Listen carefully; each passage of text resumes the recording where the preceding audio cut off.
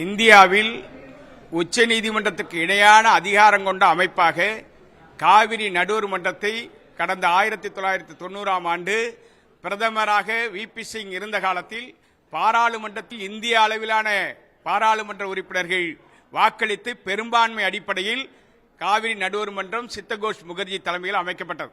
அதனுடைய இறுதி தீர்ப்பு 2007இல் வழங்கப்பட்டிருக்கிறது.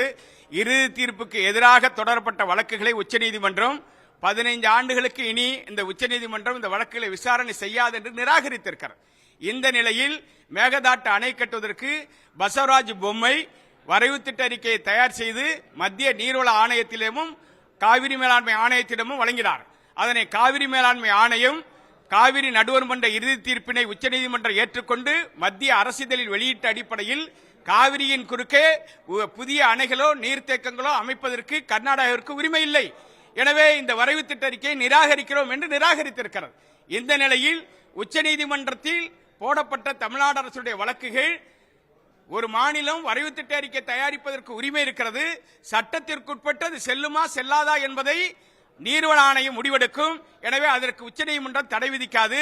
எனவே இந்த தடை விதிக்க முடியாது என்பதை சொல்வதை கர்நாடகம் தனக்கு சாதகமாக எடுத்துக்கொண்டு மேகதாட்டு அணை கட்டுவதற்கான அனுமதியாக அதை எடுத்துக்கொள்ளக் கூடாது என்பதை உறுதிபட நீதியரசர்கள் தெரிவித்திருக்கிறார்கள். இந்த நிலையில் கடந்த வாரம் அந்த மாநில முதலமைச்சர் டி.கே. சிவகுமார் தன்னுடைய அரசியல் சுயலாபத்திற்காக அவருடைய சொந்த மாவட்டமான கனகபுரா அவருடைய சட்டமன்ற தொகுதியில் மேகதாட்டு இருக்கிறது என்பதற்காக கர்நாடக விவசாயிகளுடைய எதிர்ப்பையை மீறி மேகதாட்டு அணை கட்டுவதற்கு தமிழ்நாட்டை அழிப்பதற்காகவே அணை கட்டுவதற்கு அவர் சட்டவிரோதமாக செயல்படுகிறார்.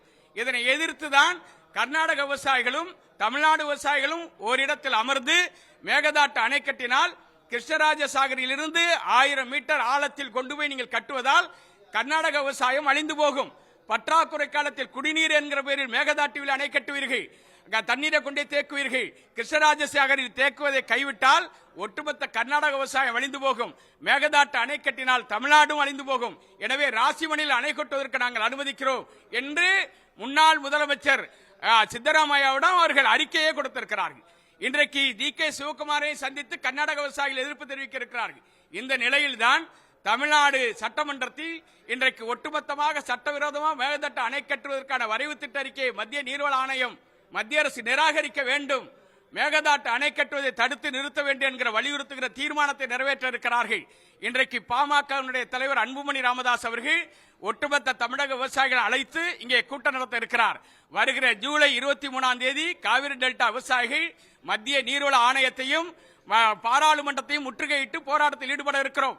வரைவு திட்ட அறிக்கையை ஏற்கனவே காவிரி மேலாண்மை ஆணையம் நிராகரித்திருக்கிற போது நீர்வள ஆணையம் நிராகரிக்காமல் அதை இருப்பில் வைத்திருப்பது வன்மையாக கண்டிக்கத்தக்கது. உடனடியாக மத்திய நீர்வள ஆணையம் மேகதாட்டு அணைக்கான வரைவு திட்ட அறிக்கையை ரத்து செய்ய வேண்டும். ராசிமணலில் தமிழகம் அணை கட்டிக் கொள்வதற்கு அனுமதிக்க வேண்டும். காவிரி டெல்டாவில் மேகதாட்டு அணை கட்டினால் சென்னை உட்பட 11 மாநகராட்சியை உள்ளடக்கிய 32 மாவட்டங்களில் வாழக்கூடிய 5 கோடி மக்களுடைய குடிநீர் ஆதாரம் பறிபோகும். 25 லட்சம் ஏக்கர் நேரடியாகவும் மறைமுகமாகவும் காவிரி பாசனத்தை நம்பி பயிரிடப்படுகிற பயிர்கள் பாலைவனமாக மாறிவிடும். ஒட்டுமொத்தமாக உணவு உற்பத்தி அழியும். விவசாயிகளும் விவசாய தொழிலாளர்களும் அகதிகளாக வெளியேறக்கூடிய பேராபத்து ஏற்படும். எனவே மேகதாட்டு அணை கட்டுவதற்கான வரைவு திட்ட அறிக்கையை மத்திய அரசு நிராகரிக்க வேண்டும் என்று வலியுறுத்துகிற தீர்மானம் இன்றைக்கு நடைபெறுகிற கூட்டத்தில் நிறைவேற்றப்பட இருக்கிறது. தொடர்ந்து அதற்கான போராட்டத்தை வலிமைப்படுத்த இருக்கிறோம். அனைவரும் பங்கேற்க வேண்டும் என்று அறைகூவல் விடுகிறோம்.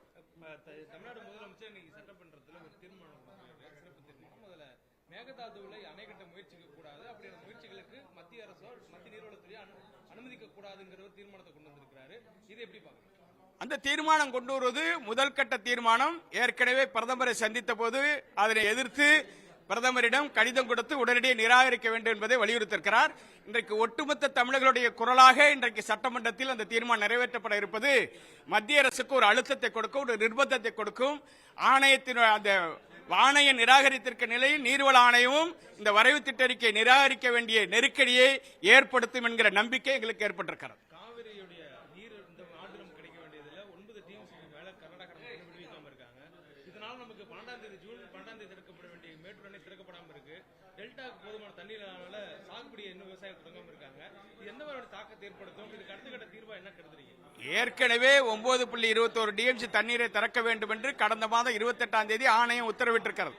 அங்கே தண்ணீர் இருப்பதை கணக்கில் கொண்டு ஒழுங்காற்றுக்குழு பரிந்துரை தான் ஆணையம் உத்தரவாக போடுகிறது. ஆனால் கர்நாடகம் ஏற்க மறுக்கிறது. ஒழுங்காற்றுக்குழு தான் உத்தரவை நிறைவேற்ற வேண்டும்.